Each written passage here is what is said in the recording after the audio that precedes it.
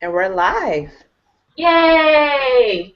Hello, hello, hello, everyone. We are rocking and rolling for our episode, our next episode of Chat Chew and You, your interactive wellness show with your girls, Ivy and Keisha. And today we have a treat for you, too, as we have our very first guest, Misha, who will be sharing her expertise with us tonight as we discuss love and relationships. And no, this is not your run-of-the-mill love stuff. This is a two-part series, actually, and tonight is all about self-love. Why is it so hard sometimes, guys? We're going to delve into that topic a little bit. And we'll introduce Misha here in a second. But first of all, two things I want you guys to know. One, this is an interactive wellness show. What does that mean? That means during the show, please ask questions. You can leave us your feedback, your comments. I'm monitoring the comments so that we can bring that into the discussion. If you're listening to the replay, this goes for you too. You can still ask questions and we can get back to you on that as well, or save them for part 2 coming up. We'll tell you about that in the end. So it's also Chat Chew and You. And unfortunately, I was out running around today and I really didn't get a chance to cook what I really wanted to have tonight. But I do have a cheese stick here and a Slim Jim. So that's the hearty meal of champions there. So that's what I have tonight. What about you ladies? Ivy, what you got tonight, darling? I have a berry ball going on over here today, so I don't know if you guys can see it. Oh, I just spilled it all over my cup. Oh, dear. Oh, I was trying to share with you all, and it just like spilled. See, it just overflowed into the show right there. That's interaction for you. Gotcha. Misha, what about you, darling? Do you have anything over there tonight? I don't have anything, but I'm clearly going to share some of Ivy's berries that she just That's what I'm having. And each of those, I'm having some of those. I love that you like to share. Somebody learned that lesson. Right. All right, guys, leave us in the comments what you're chewing on tonight with us. However, Misha, I want to introduce Misha. Actually, Ivy. Ivy is going to introduce Misha. First of all, love having you here. Thank you for joining us tonight. Thank you for the invite. Yes, we have Misha Granado with us this evening, and when I approached Keisha about doing love and relationships, Misha was actually the first person that came to mind because I've been following her on social media everywhere, Instagram, Facebook, G+, Twitter, and I've just seen some really valuable information coming from all of her accounts, and she really is coming from positive energy, love energy, and she's not one of those people just telling you how to get a man, how to get a woman, but she's really talking about how to build your life from the foundation of love and let it grow from there. So I want to introduce Misha. Misha, hello. Hello. I am so excited to be here with you, Keisha and Ivy, and your audience, and to have the opportunity to share a little bit about my story, to hear your stories, your audience, and to talk about love and life. I mean, because really that's what it's about. Just life is love, love is life. There we go. Now, Misha, can you tell us a little bit about how you even got into the love and relationships game? Like, what drew your passion here? Yeah, so I know that we connect with stories. And so academically, my training is in psychology and behavioral health. So I have the training. I'm a certified therapist, all of that. So that training, I have that. But Love Grows came from, and that's my company, Love Grows the Relationship Consultants, came from me starting the healing process on my own. And one of the things that's interesting, ladies, I think that individuals, we sometimes have the belief that hey, it's just kind of this plateau that we reach. We do the work, we're going to get to this final destination, it's going to be utopia, and that's everything. But the thing is, we're always evolving, you know, and growing and things like that. So with my personal story, I wasn't raised with my biological father, so that's one. And you know what, guys? I didn't even realize that that was an emotional wound for me until my 30s, a few years ago. You know, so my biological father wasn't a part of my life. It wasn't something that I knew him. I knew of him, but he was an active part of my life. So I didn't realize that there was that wound, that seed that was planted when I was sometime during childhood, maybe, that I'm not good enough. Something there, regardless of my accomplishments and this on the wall and my resume and all of these different things I did. And even though having a lot of self-esteem and active life and things like that, there's this little part, this little mustard seed somewhere where I didn't think that I was good enough. And I think it's this association that we make, because if I was good enough, then he would have been a part of my life, you know? And it wasn't until I got older and really started investing in my own healing to understand that, you know, everybody does the best that they can with what they have, including our parents. So Right. you know, he made the decision that was best for him. It wasn't about me, but that wasn't something I learned until I was older. So from that, looking at some of the relationships I had, so being very protective of my emotions, not wanting to get hurt. So during undergrad, active dating life, there was no shortage of suitors, you know, but I viewed men as disposable. You know, if they did anything that I thought would hurt my feelings or started to get into this vulnerable space, they were dismissed. Like, you said 7 o'clock, it's 7:05. I'm not doing it. Ain't nobody got time for that. I'm not doing this with you. You know, and so, and I didn't realize, and that was for 4 years of undergrad, you know, and I know that I inflicted emotional wounds on other people because I was operating from a wounded space as well. And so during my junior year in college, I wanted to, you know, really started to look at the quality of my relationships. And was like, you know what? I want something different.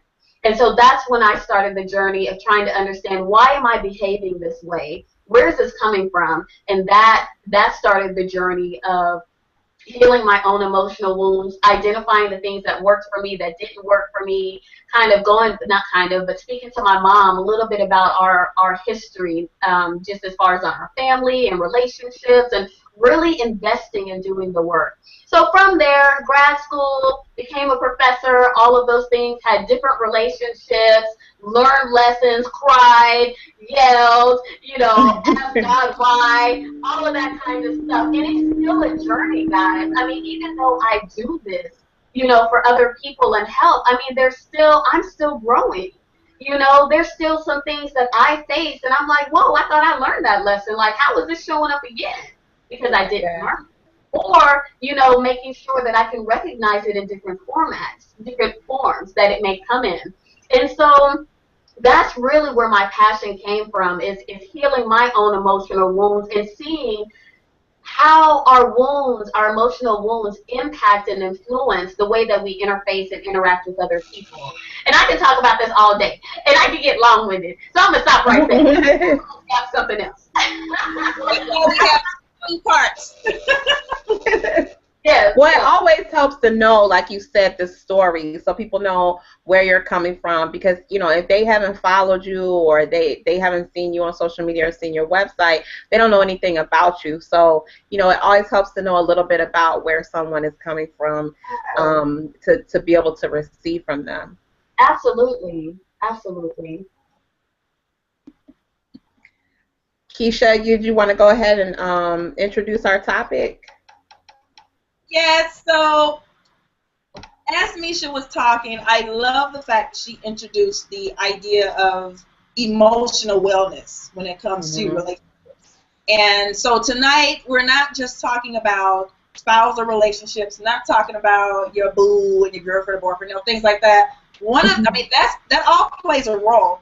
However, we want to take it from a standpoint of You know what? It starts within first, because if you don't take care of this, and we've talked about this before on the show, if you don't take care of this first, then everything external is not going to look right, Right. including our health and our wellness. And, those are the topics that we discuss here on the Chat to and You. So bringing all of that in, really understanding how it all relates to each other, I think can help us co-create. I love the word co-create, better relationships with other people, whether it's a business relationship, personal, our friends, we're into relationships, what have you. That's what we want to delve into tonight. How can we bring more of the love within ourselves in order to even offer that to someone else? Sure. You know what I mean? So that's our topic tonight. And Misha, I'll ask this: what prompted you? I guess what prompted you to start on that journey? Because I would love for more women, especially, to start saying, "Why is this happening?" or "Why am I this way?" Going in deep. What prompted you to actually do that? One of the things. So I'll share a little bit of really the catalyst for me. But one of the things that we all have to do is to always take an evaluation of our life. Like, even listeners, where you guys are now, take a few moments, close your eyes and think, what is your best life? What is your ideal life? What does that look like? What are you doing with your career? Are you an entrepreneur? Are you married? Do you have babies? Are you living in the U.S.? Are you living abroad? What does that look like? And then from there, look at where you are now and the decisions that you're making, the relationships you have, the thoughts that you're having, the beliefs that you have. Are they all working to move you in that direction, or are they sabotaging it? So the thing is, if you're like, yes, I want to co-create this beautiful relationship with somebody romantically, are you cultivating beautiful relationships with your friends, with your family, with yourself? Are you honoring your word? You want someone to be honest with you. Are you honoring your word? If you said, I'm going to give up cookies for 3 days, are you honoring that? Are you saying, I'm going to get up or I'm going to work out 2 days a week? Are you honoring that? So the thing is that we have to, all of these things that we want to experience, we have to have an honest look.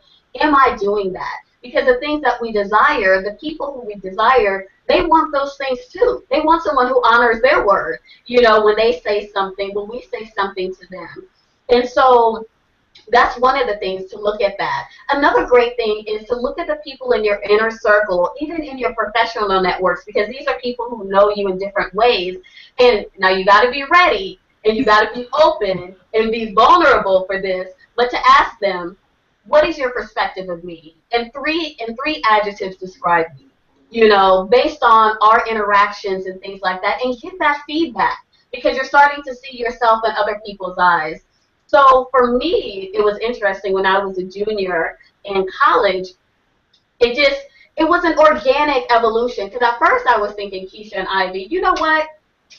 I don't know what my natural hair texture looks like. I used to have the relaxed hair blowing in the wind. That was my thing. And that's what I knew, and I was known by my hair and all of that. But junior year, I started to really question, like, man, I wonder what my natural hair texture looks like. I've never seen it. So I started that growing out process. Shoulder, hip, limp hair, grew it out from root to tip, right? About a year process. And in that, I really started to go in within myself. I picked up my creative writing, or discovered creative writing, and that was my catalyst to start asking myself questions, looking at the relationships in my life.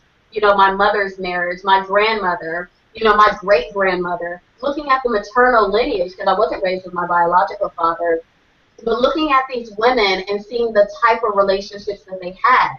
Is it something that I wanted, or did I want something different? Like, my grandmother wasn't married to my granddad. My mom wasn't married to my dad. And so at a young age, I decided that I did not want to have children without being married. And I knew that in order to break that generational cycle, that I had to make conscious decisions about that. So these are the type of things that, when I say that, when we go deep within, I'm talking great-grandmama, great-grand, what are the relationships? What did we see? Even if we weren't raised by our dads or whatever, do we have a connection with any of that side of the family? What was their reality? you know, those type of things. And so really it's the catalyst is, one, do you want something different? There's nothing external, there's no quick fix, there's no band-aid, there's no any of that. You have to decide, do I want something different? And that's enough of a catalyst for you to start to explore. So that was my story. Growing out the hair, honey. Yeah, I can actually relate to that. I'm sorry, Keisha. No, I was just telling her it is beautiful. I love y'all gonna say, with the updo. I was gonna say, Misha, I can relate to you on the natural hair journey, because that's where my self-love journey started as well, was with my natural hair journey. It was like, I don't know, it's something about, not all women, but a lot of us of us, you know, when we go through that whole hair change, it can really question how you feel about yourself, particularly if you've learned to define yourself by your looks and your hair. And it was the same thing for me, because, you know, I was that person, and I posted a picture last week on social media. You know, it's like the edges had to be laid. It had to, you know, it's like it had to be perfect. And then with that went you know, my wardrobe was always match my purse and my shoes, and my, you know, my nails always match my outfit. It was like, you know, all of these really, really, for me, it was superficial. And then once I began my natural hair journey, I began to really realize how much I really was defining myself by my looks. Yeah. And that opened the door to so many other things, because when my hair was, you know, this short, because I did the big chop, and then I didn't feel sexy anymore, and I didn't feel beautiful anymore, and then it was like, whoa, there's something deeper going on here. Right. And you know what, Ivy, that's a good point, because this is the second time I grew my hair out. You know, so the first time was at Discovery, and I think the reason that it's such a catalyst is because, like you said, we have to start to redefine beauty in different terms, because the old way that we defined it are straight hair, blowing in the wind. If I want my part right, it's going to be right. I want it left, I want it in a bun. But when it's like this, you know, you try to part it, my curls are like, we don't go left. That trip, and we're not going over there. So that natural hair is giving up a lot of control that we've had. And then I think, too, having to redefine it, because the way that I perceived myself and defined my beauty with my straight hair is I no longer fit that definition as I grew my hair out. So that's that shifting and defining something new, and to make sure that I now fit that new definition. I can't be on the outskirts, like, okay, this is beauty, and I'm on the outskirts, I don't fit. Like, no, I'm not going to straighten my hair again, so now I need to redefine beauty to include, you know, and that's where, and the reason that I think it was such a catalyst for me and for many women is because once you start to redefine and shift that, what else do I need to redefine? What else do I need to let go of? What beliefs do I have that no longer serve me? Like, you know, so the fact that I'm not worthy, that's not aligned with love and God and Allah, Jah, Ra, whatever you want to call your spiritual being. I'm not concerned about that. But it's like, that's not aligned. I can't be anti-me. Like, anti-me isn't my best life. So anything that I have is anti-me, that's wrong. Like, I need to let go of that. So, yeah. And you know, here's an exercise I was challenged with a while back. I think it was last year sometime. Challenged to write 100 words that describe me. So this is backing on what you said, Misha, about asking other people their perspective. I also teach people to write down what your perspective is. And the reason this exercise is really powerful for me is because we're talking about 100 words. You know what I mean? And so let me tell you how this experience was for me. The first 50, I'm like rocking and rolling. Yeah, I'm this, I'm this, yep, I'm this, I'm that. And then I got to, okay, well, what else am I? You know, that was all the good stuff. I was quick to write that stuff down. But guess what happened at number 51 when I wrote down selfish, or if I wrote down mean? And, you know, those types of words started to come out, right? And I was like, okay, these embody me too. I've known times when I've been this type of way towards other people, or you know, not my usual positive Keisha self, right? I'm like, these words describe me too. What happened in that particular journey was it helped me realize, no, everybody has something they may not like about themselves, or something that is about them that comes out in any relationship, right? So, you know, I was thinking, okay, so if I can't accept who I am with all of these words I just described myself, how can I even think to fathom that somebody else is? Right. And I look at and as I look at this list, I'm like, okay, if I don't like this about me, it's time to change it. But I don't need to go out of here saying, okay, you need somebody else, regardless of who it is. Somebody else needs to be able to, you know, take this part of me, and I don't like it. Well, what the heck I think somebody else is going to do about it? Right. Yeah, that's great. Yeah, I actually finished it. That, I thought that was very powerful, and I do challenge you guys who are listening to do something like that. Don't do 20. We come up with 20 good words all day long. But when you say 100, right, it's like, boom, I'm this, I'm love, I'm you know, okay, let's get to the real. Come on now, let's roll in the deep. Exactly. So that, again, piggybacking on getting other people's perspective, but also look at your own perspective. How do you describe you? How do you show up right now?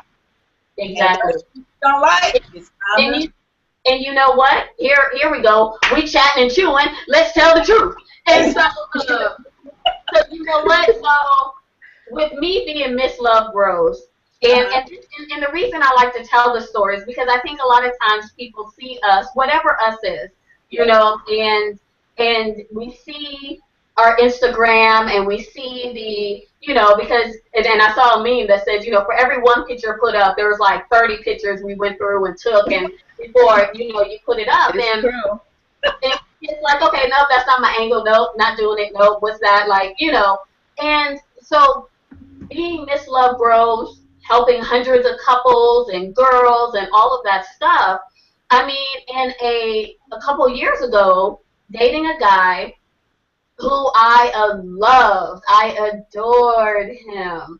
And, you know, and the thing about it is we got along well, all that kind of great stuff. Went a little bit further in, and he decided, you know, Mish, I'm not ready. He had some baggage he needed to deal with from a previous space. Based on our friendships, he was able to articulate that. And, but Misha, me, you know, thinking, nope, I want this space, nope, gonna do it, gonna have it, whatever. And I didn't respect what he asked of me. Hey, Mish, I'm not ready, and things like that. And so even all of this work that I was doing, that fundamental rule that I suggest to other people is that we have to respect other people's journeys, even if it doesn't include us. You know, and so we got to this space that we were moving, we were in a different space, meaning that what we wanted in this space, and we were moving at a different pace.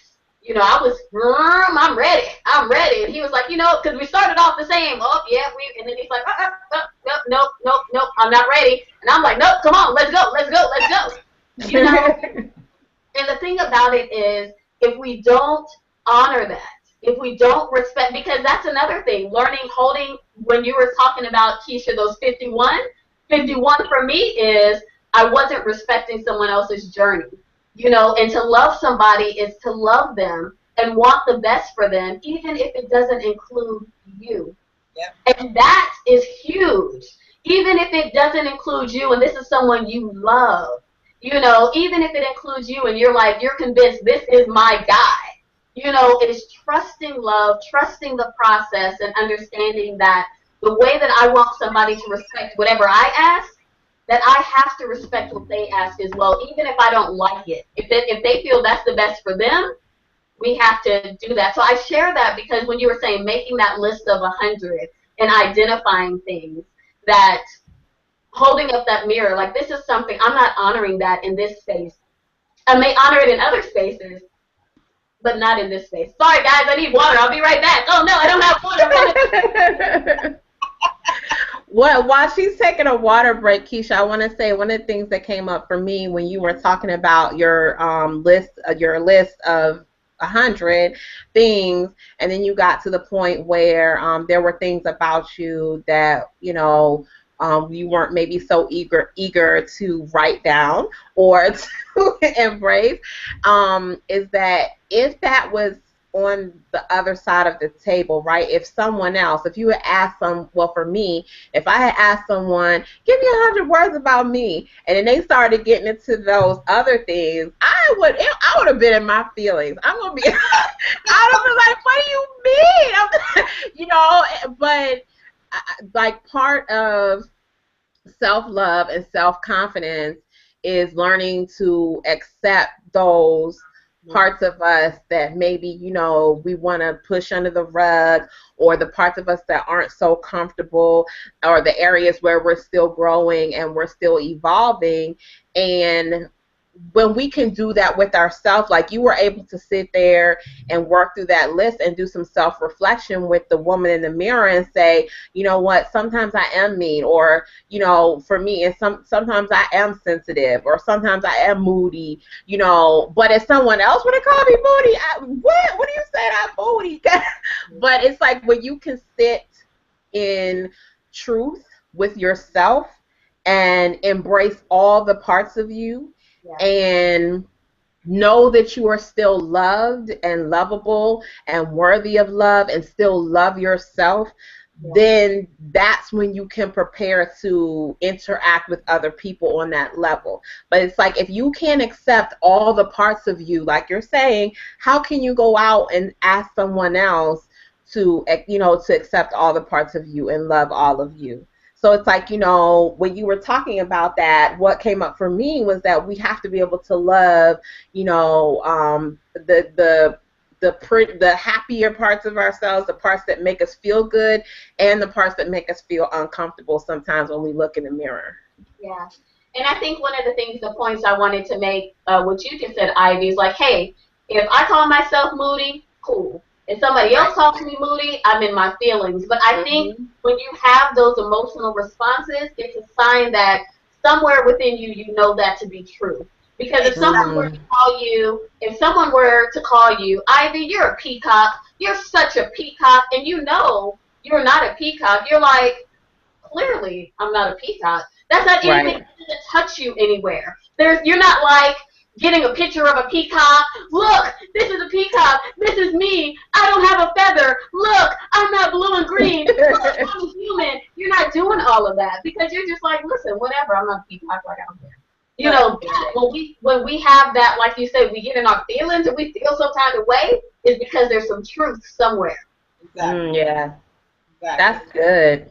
That's good. I want to mention that, Misha, is one of the complaints a lot of my guy friends have about women is, you can act like a bee sometime, or you can act like a such and such, and the girl flies off the handle. It's like, really, you act like that, so why are you mad? Like, if you were to put that word down on your list, yes, you would be uncomfortable writing it, but that is you, and you act this way. So I say that from the other side. And you know what? We have to get some guys on here too. I love the male perspective on things, but bringing it from the opposite side. Okay, ladies, if you act like that, don't get mad when someone calls you out on it. Just a little FYI there. Yeah, and where it starts, where testing that starts, is with your friends. Because a lot of times, we'll as women, and for the men who are watching, men tend to take it a little bit differently. But sometimes we want to cut people off because it's like, do you know what she said? And I've had friends who have confronted me and said, well, and because they love me enough to say, really, I'm like, oh, well, Ivy, why haven't you completed this? Well, I was busy, and I was like, no, you were procrastinating. You were being lazy. What? It's like, now I don't want to be friends with you no more.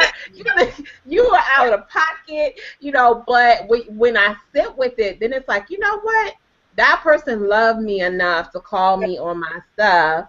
And it starts with those relationships where we can, build the ability to let someone tell us something about ourselves and really sit with it. Because it's like, how can you be in any relationship and not allow that person to have a mutually beneficial exchange where they can, encourage you and teach you and lead you and correct you, and you can do the same thing for them, whether it be, your friend, your family, romantic or whatever. Both people deserve the right to have that mutually beneficial exchange on both sides of the table. And and the thing to follow up with that, Ivy, a question that I always suggest to my clients to ask, and I use it myself, is whenever you feel that emotional, like rah rah, what, or if you're sad, or it's this emotional thing. The first thing to ask yourself is, do I think this individual is trying to intentionally hurt me? That's a yes or no question. If you can say yes, then your next question to yourself, why am I with someone or interacting with someone, friends, whatever, with someone who I think would intentionally try to hurt me? Because oftentimes it's no. And then if it's no, I don't think they're intentionally trying to hurt me. And this is great for your romantic relationships because, well, I'll go in that in a minute. And so when it's no, then it's like, okay, is there some miscommunication? Am I being sensitive? Did they touch a wound that neither one of us knew was there? Because a lot of times we yell out, ah, because a wound got touched, and we didn't even know there was a wound. The other person doesn't know we have a wound. And then now we hurt their feelings because we're like, rah, rah, rah, rah, which touches one of their wounds. So they put up their defense mechanism, and now you guys are fighting. It's this energy exchange. And so even in romantic relationships, and I know we're speaking about romantic our next time, but sometimes you have couples not being honest that, hey, when you said or did X, I felt Y because of Z. When we start to use that type of language when we're hurt, it makes it very clear for the next person, because they can say, you know what, Keisha, that wasn't my intention, or my intention wasn't for you to feel that way, or, it gives them a lot of information. Instead of holding it, having all of this internal dialogue in your head, the other person doesn't even know that they're on trial. You're the judge, the jury, the bailiff, everybody in your head. They don't even know that there's been a warrant and they're about to be abducted. You say nothing, and then you're at dinner, and he asks, or hey babe, pass the salt. You always want the salt. You just won't be happy to get hypertension with the salt. It's not about the salt. It's not about the salt. It's about what happened Monday, and your feelings were hurt, and you didn't honor that and say that your feelings were hurt. You know? And so the thing is one of the foundations of any relationship is that we have to have trust. That I trust you to be vulnerable with who I am. Not I can take off my girdle and twist my hair, because we know all of this. Oh, this looks different when I get those braids in, and and it's love if I will show you my braids and my scarf. We go for life. You have come behind the velvet rope, honey. It's like that's not something everyday people see. So, but to say that we feel safe like that physically, but also emotionally, to say, you know what, Dave, that hurt my feelings. Like, I felt like you dismissed me. And nine times out of 10, your loved one, somebody who's in your inner circle, who loves you, that wasn't their intention to dismiss you or fill in the blank there. Now, there may be some people in your life that it was, and they need to be moved to the outer layer or moved out altogether, because you don't need that in your life. So, and that goes for family too. Mama can't get a pass because that's just how mama is. Like, no, you got to put up some healthy boundaries. Like, we're adults now. Like, that's unacceptable. So. I'm glad you mentioned that, because the first thing I always say is family is just a drop of blood. Now, this is just me talking, but I'm sure we all have family members we are like dismissing. I'm like, and it's funny because my brother and I, we really don't have the best of relationships. So a lot of times I tell my mom, I said, I had no parts in, what you and Daddy was doing when that one was created, but made him, my blood, not me. So, if things don't work out, this doesn't mean I have to choose to be in a negative space or choose to be in a space that doesn't serve me. And I look at it that way. I'm like, well, that's family and family. I'm like, but family, if I am getting mistreated, I'm not going to allow that to happen in my space. So yeah, it's hard a lot of times, especially if the family is immediate. I understand completely, guys. Trust me, I know firsthand. And it can be downright ugly. However, you have to take the first step. I'm telling you from my own personal experience, you really do have to take that step and step back if you have to, step aside. If you really have to see this person and you can't avoid them and they're all in your space and they're just bringing that negative energy towards you, you're going to have to try to find something to do to get out of that space, to be in there long enough. And I really had a test, and I think we talked about this on a previous show. I had a test that I had to be around one of my family members that, we don't get along, right? We just clash. We just two totally different people. And the test for me was to see if I really gotten over what I considered was done, something wrong was done to me. Have I really gotten over? Have I really forgiven it? Yeah. The way that I said it, I would figure that out, is if I were able to be around this person, and how am I feeling? Am I still feeling hurt? Am I still feeling angry?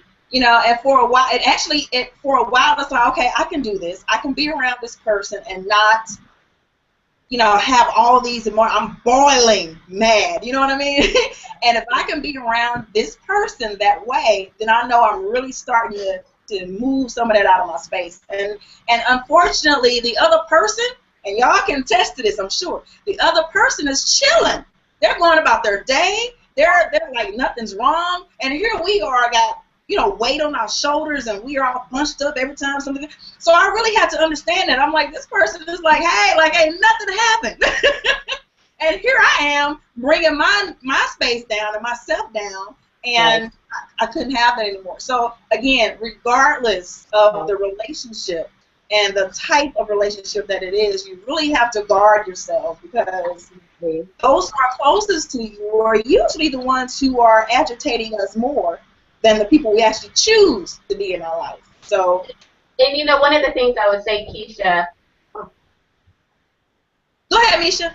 Oh, and one of the things I would say is, or ask you is, did you have a conversation with the individual to say, hey, family member, my feelings are hurt because X, Y, and Z? Did you have that initial conversation with them?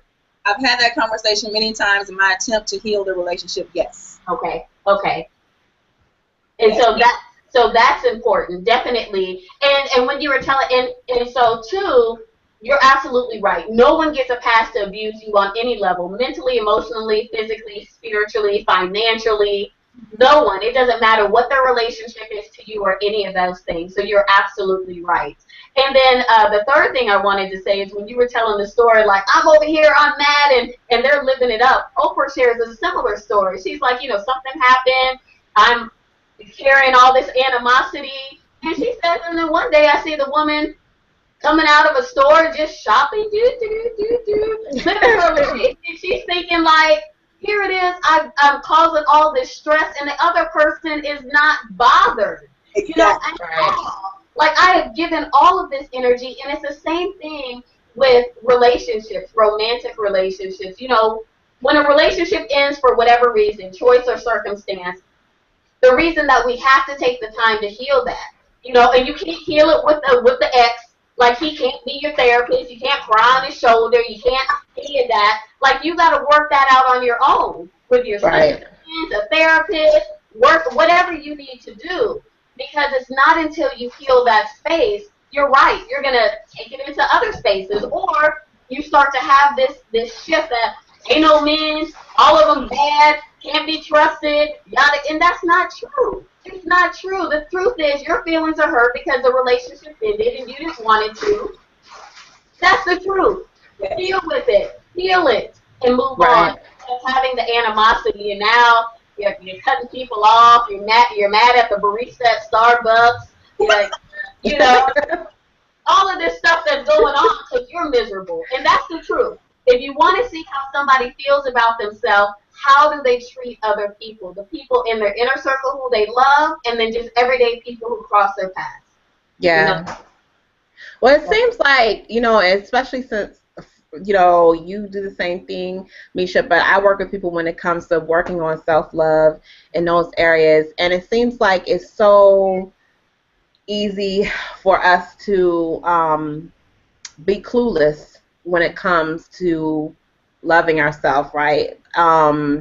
Like we know how to, and I think ever since we were young, like you see the Disney movies, you read the books, like we're taught how to pursue it outside of ourselves or with someone else, or how to entice someone else, or how to be, looking for someone else. But we really aren't taught like how to learn to love ourselves. That doesn't really come as we grow up. It's not taught in school. It's not part of the fairy tale. It's not in the storybooks. So one thing I do want to ask, because I know we told our audience we would talk about this today, is, why is self-love so hard, and what is it that we can do to start making it easier for us to love ourselves so that we can be equipped to go out and negotiate with those family members that are stressing us out and put put it on the line, or our the person that we're dating, so we can navigate those spaces. How do we start with loving ourselves first? Like, where do we begin? Yeah, that's a great question. And one thing that I want to say to us, to everyone, is that one thing we have to get out of our head is that, okay, this is going to be easy. It's quick. Right. We live in a society, drive through, microwave, instant, streaming live. All three of us are in different cities, different time zones, and we're here real time. And that's how we've been socialized. And so we erroneously believe that whatever we do, whether it's a relationship with ourselves or just anything, that is going to be quick. Three Right. steps, fast, let's fast track it. So one, we have to shift that and to be easy and gentle with ourselves, one. Two, we have to get honest with ourselves. Back to when we started the discussion about, let's take an assessment, because a lot of us don't know who we are.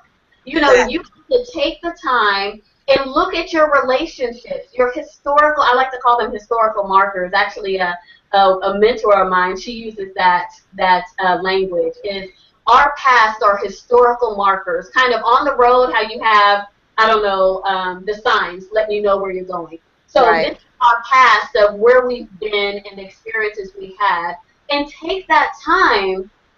What have you learned on this historical markers? Because a lot of us, relationships, whether they're with our friends, professional, family, or whatever, are opportunities for us to learn more about ourselves. It's not about the other person, but ourselves. So what have you learned in the 25, 30, 40 years of being you? What have you learned? Do you know what characteristics and qualities expand your happiness and those that constrict it? Do you know that? Awesome. Do you know that when you're stressed or when you're sad or when you're angry, what you need to address that? Do you know that? Do you know that how your body responds to certain foods? Do you know that the blemishes on your skin are tied to the sugar intake that you've taken in, or the gastric problems that you're having because you're lactose intolerant? Like, how do we not know this about ourselves? Like, we have to become connoisseurs of ourselves, that nobody else should know you better than you. And that's what I'm talking about, doing the work, that you have to, it's not quick. You have to stick with it and analyze yourself in terms of, where have I been? What was my role in these relationships? These aren't happening to you. You are co-creating these spaces. So what was your contribution? What is your contribution to all of your relationships? The relationship, like Keisha, like you mentioned, with your family member, what was your role in that? Is there something that you did to contribute to that? Is it something, maybe not, maybe, but that's only something you can answer. And so that is the first step, is for us, we need to get real. We need to get off social media and stop trying to compare and contrast. We spend so much time worried about other people, whether they're celebrities or, you know, everyday people or whatever. We want to know, and we know everything. I mean, whoever you adore, you know Beyonce's life. She's from Houston, 3rd Ward. You know what school she practices. All of whatever the case may be. But you don't know that for yourself. Right. You know, so the thing is that we really have to start investing the time and energy and making ourselves a priority. And so, looking at your historical markers, identifying, am I anti-me or pro-me? It really comes into that. And the way that you'll know if you're anti or pro-you, how do you treat you? How do you allow other people to treat you? You know, do you not think you're good enough? Where did that come from? You know, is it something from me, like similar to me when not having the biological dad there and a seed that was planted long time ago, you know? Or is it from something else? What are you putting up with? You know, because there's a lot of things that we can say and whatever online, but you don't know that so-and-so's a mistress. So-and-so is still pursuing someone who says that they don't want you. You know, that so-and-so is not honoring their word. So we have to not get so caught up on the veneer of what we see and things like that. What are you putting in your mind? The TV shows, the music, the conversations, all of that. Does that expand your happiness or does it constrict it? How do you feel? Start to check in energy-wise after you have, and you know this, like think about it. When you see a call come in, is this from whoever? Are you like, oh yeah, woohoo? You know, because you know that I like the exchange and it's cool and I feel light and, you know, because there's some of the people in our lives, or you may even be that person for other people's lives that, you know, after you interact with them, you feel like there's nothing I can't do. You know what? I'm like feeling light and all that kind of stuff. But then there's other people that you got to get your mind right. Like, I don't think that's right now. Like, you know, because it's like every time it's like, you know, it's weight. You know, they want to talk about the same thing. And you're like, girl, did you try any of the stuff I suggested? You know, so what is it that you want from me? Do you just want me to listen? Or, like, because obviously you're not trying to change it. Like, what do you want? And so the thing is, but you got to make sure that you're not that person that people are looking at. Like, I ain't taking that call. This is the work that I'm talking about doing. Getting to know who you are. There's this exercise that I have for my women clients. It's called the goddess pose. And when you get out of the shower, stand in the mirror, naked, not sucking in the stomach, and because a lot of times as women we critique and we don't take ourselves all the way in. We look at certain things like, oh, my skin's breaking out. Oh, look at my stomach. What's going on? What happened? What's, you know, and we're picky. We don't even look at ourselves as a whole. We look at ourselves in pieces. Right. But stand in the mirror, not sucking in your belly, not doing that. Look into your eyes and say that I love you. Like, you know, and to say that, you know, and start to even forgive yourself. If you have to start to talk to the little girl within, you know, and it's that thing of, you know what, Misha, you did the best that you could with what you had. Like, you know what, girl, but we are, and you know, and you have to start talking to yourself like that. Before I got on this call with you guys, I did my workout. And my plan, I committed to getting up early in the morning and doing the workout. But, honey, when that alarm went off at 4:15, I'm like, is it morning already? Oh, God. You know, and so, but in honoring my word, because I said I was going to work out daily, as soon as I got home, I did the workout. Because even those little victories, because honoring my word to myself means something. Yeah. You know, and so from there, even when I was doing this workout, and it was challenging, guys. Like, y'all don't see me walking, but like today, it was that legs cramped, you know, type of thing. And so even the self-talk, like I'm like, all right, come on, bud, we got 2 more sets. You're doing. This is how I talk to myself. Like, you know, whereas other people, you get frustrated and you're like, oh my gosh, you're a loser. Like, and I listen to people's conversations. Like, man, I was so stupid. How did I do that? Being conscious of your words. This is all comes from investing in yourself. And like I said, it's not easy. Our default is easy. Yes. You know, our Yeah. default, that's what we've been doing for years, and that's something that we don't even think about, you know. But now we have to start to look and see, is our default helping us or hurting us?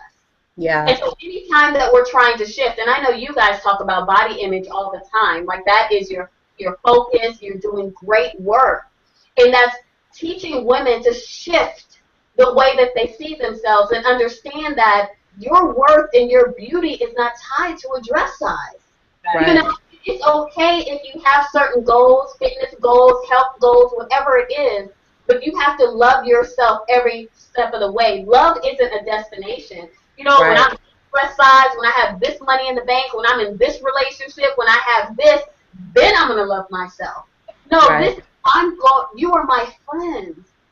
And to become your friend, you know. So to answer your question, Ivy, is definitely to look at the historical markers, look at your thoughts, being honest with yourself. What am I thinking? Am I being kind to myself? If not, it really taking that assessment from everything, from what I'm eating to what I'm doing, what I'm listening to, how am I speaking? You know, start to think about your words before you speak it to other people. Are you participating in gossip? And I even like to tell my clients that even means with celebrities. And I understand we sometimes feel that they're, oh, you know, we're whatever. But even do we participate in that? That kind Right. of back and forth, you know, because that's harmful, you Yeah. know. So yeah, no, that was a lot of stuff. But you know, all that stuff is what people need to hear. I Yeah. also tell you, my mirror exercise this morning was, I always end with "I love you," right? But not but and the question for you, I know it's about 8:53. You have a few more minutes for tonight's show, but I want to get your input, Misha, into. I've talked with women who can't even say those words to themselves, right? And so even if I ask you to say "I love you," even without looking in the mirror, can you just focus on you and say "I love you"? Either they can't say it, or if they do, they don't feel it. They really, it's not for them. So what do you say to that type of woman or to that person to really start to get in there when they know that it's deep? And you're right, because what those individuals are dealing with is because they dealt with so much anti-self, that it's going to take just as much effort to override. So that's that default, having to override it. And so the thing is, I love the activity that you tell them to do is to say it even if you don't believe it. Because even forming the words is starting to connect. And not only say it, but then write it. Because there's something magical that happens when we put pen to paper. There's something therapeutic that happens. So to have people, you say it, and even if you don't believe it, yeah, I love you, and then you write it. You Wait, I know, need to take a picture of that face you just had. Yeah, whatever. you know, and that's the thing is it takes time. But what I also like to tell your audience is you don't have to do this on your own. The same way that if something were to happen to your car, you take it to a mechanic. If you need financial advice, you go to an advisor. You go to a fitness trainer. All of these things. You're not like, you know what's going on with my engine? Let me get on Google, YouTube, and you're not in the garage trying to fix your engine. You go to an expert. And the thing is, we need to make that shift. Who is the expert to help you heal this? You don't have all the answers, and you don't have to have all the answers. But to Right. know that there's somebody who can help me through this process, that I don't have to spend so much time and energy, trial and error, you know, and to invest in it. And there's therapists that come in all different price ranges. And so this is a thing of you having to prioritize you know, Yeah. to we're at all different financial levels. There's even some therapists that are pro bono. They do a sliding scale, you Mhm. know, and so we have to look at our priorities, because the truth is we got a lot of expensive bags in the closet. You know, we have a lot of expensive shoes in the closet. You know, Memorial Day's coming up. Folks already done paid for Miami and Cancun and all of that. You know, so the thing Right. is we have to reprioritize who we are. And this is one thing that I will say to you. Whatever you believe, you are absolutely right. If you believe that you're not worthy, if you believe that you can't do it, if you believe that X, Y, and Z, you are absolutely right. Because you know what's going to happen? Your brain, your ego wants to be right, and it is going to search everywhere to validate that point. Right. So if you want to be right about something else, shift. Right. I'm beautiful. You know, believe it. I'm beautiful. Yes. One thing I wanted to point out, that when you were talking about, Keisha, that sometimes it's hard for women to say, or men, people, to say, I love you in the mirror. And I've seen this even with clients before. Sometimes you have to go back a little bit. Like, one of the things that came up for me when we got to this point of the conversation is that there's no judgment. So if there is somebody who's watching right now and you're not able to look in the mirror and say, I love you, nobody is judging you, and don't judge yourself. Because I know for me, I have plenty of years, and I've been that woman who could not say I love you and didn't feel like I deserved to be loved and didn't feel loved. So I understand that. And sometimes you have to start with something small. Like with clients, I would say, okay, well, they would say, well, I went and I walked, but I only did 10 minutes. Okay, you did 10 minutes. Let's celebrate the 10 minutes. It might not have been 30 minutes. It might not have been an hour. And it could be the same thing with loving yourself or seeing your qualities. Maybe you aren't exactly where you want to be, but let's talk about where you are. Let's find one thing that you can say good about yourself, and let's write that down today. And then let's take a journey and walk towards getting to the point where you can look in the mirror and say, I love you. Because sometimes we get so frustrated with ourselves as people because, like you were saying, Misha, we're looking at everyone else on, social media or Instagram, and they look so happy and so confident and everybody's posing and duck facing and everything, and you think that they're confident, but we don't really know what's going on with people behind the scenes and how they really feel about themselves. So a lot of times we'll compare ourselves to those people, and we'll be like, what the hell is wrong with me? Why can't I feel good about myself? Why don't I? So then that's where we get to buying the clothes and buying things external because we feel like, oh, that's going to make me feel good about myself, or we want a man or a woman on our arm, or what we look outside because we want to know, why can't I feel like they feel? But, we have to start with the little steps at the beginning and work up towards it. So definitely don't judge yourself if you're watching right now and you're not there, because like Misha said, you can get the help to get there, and it is going to take work, and you are going to have to show up for the work and do the work in order to get there, but you can get there. And I love that, Ivy. You're absolutely right. To celebrate the movement. Some people, it's something that I just stood up. Other people, like you said, any progress is progress, whether it's an increment of centimeters, miles, whatever the case is. Movement is movement. And celebrate that. Because the truth of the matter is, nothing's guaranteed. We spend all of this time, anti-us, fighting everybody, whatever the case is, and whatever you believe in, you cannot believe that you were brought to this world for that. You can't believe, it has to be more than that. So I absolutely agree with you, Ivy, being patient, not judging yourself, and then to understand that you do have to do the work. Your therapist, nutritionalist, whoever it is, they are similar to a GPS system. You type it, they're going to type it in, you're going to type in where you want to go, they're going to give you that destination, but you still need to get in your vehicle. You need to drive. You're going to have to maneuver that vehicle because GPS says you should be able to go here, but there's road construction.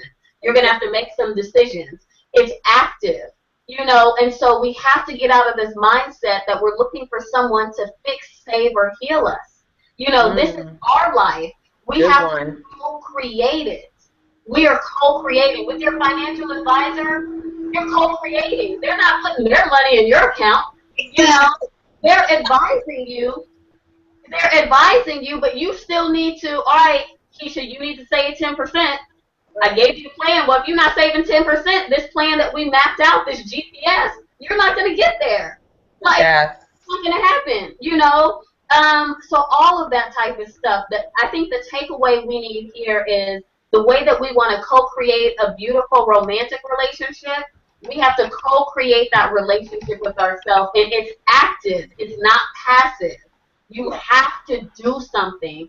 And the first thing is to show up. Show up for yourself. Yes. Show up for yourself. Many of us, if you're working a job, you show up for somebody else. You show up at 8 o'clock to do something else. Show up for yourself with that same type of dedication. You know. The truth Awesome. now, y'all get that? And speaking of experts, Misha, why don't you tell people where to find you and what you do, darling? Yay! So I'm sure hey, where's the books? Do y'all have the books? Hold them up. You didn't give us feedback. I have my book. I don't have it right here. Ah, I posted my picture on the internet, guys. yes. So I'm sure these lovely ladies will actually give you the correct spelling of my name, but MishaGranado.com. And that is the great platform to find me. There's all of the social media links are there, blogs, all of that great stuff. I'm on Instagram. There's InstaLove. There's Love Tweets. There's Facebook. All of that. I'm giving daily tips and tools on how we can love ourselves better. And once we love ourselves fully, we can love others better. So I speak about love, I write about love, and I bring love into existence. That's what I do. And doing that by loving myself. And I'm still growing and evolving. I'm not perfect. It is a evolution that continues. And so, MishaGranado.com. Check it out. It's actually showing on the screen right now, guys, so you can click right on it. And we love you, Misha, for not only joining us, but doing what you do and spreading this message. And so, guys, we're not done. This was just part 1. We have part 2 coming up. Our next show, February 18th at 8 Central, 9 Eastern, is part 2, Mastering the Art of Relationships and How to Recognize Unhealthy Relationships. And that's going to be huge because I don't think people really kind of really understand what an unhealthy relationship is. And it goes back to really knowing who we are first before we can recognize some of that. So go ahead and digest this one and then come back with us again on February 18th as we come back with part 2 of the Chat to and You show, Love and Relationships. All right, Ivy, you want to take us out? Anything last comments and notes? Sure. I'm so excited. Like I'm gonna go back and watch this again. All right. Because I mean, guys, this is a wealth of information, and take it, listen to it, write down notes, things that resonated with you. Just write it down and sit with it for a while, and share it with someone else. If you know someone who's struggling with self-love, or struggling with the person in the mirror, send this over to them and let them listen to it. Share the love. But I look forward to seeing everyone next week, and we're gonna have a good time again. Thank you so much, Misha, for being here. Thanks for having me, guys. And if you Good night. One more thing, if you want to be notified about the next show and all of our episodes, no problem. Head over to chatchewingyou.com and you can sign up on the mailing list and we'll let you know so you won't miss a thing. Yay. All right, everybody. Good night. Good night.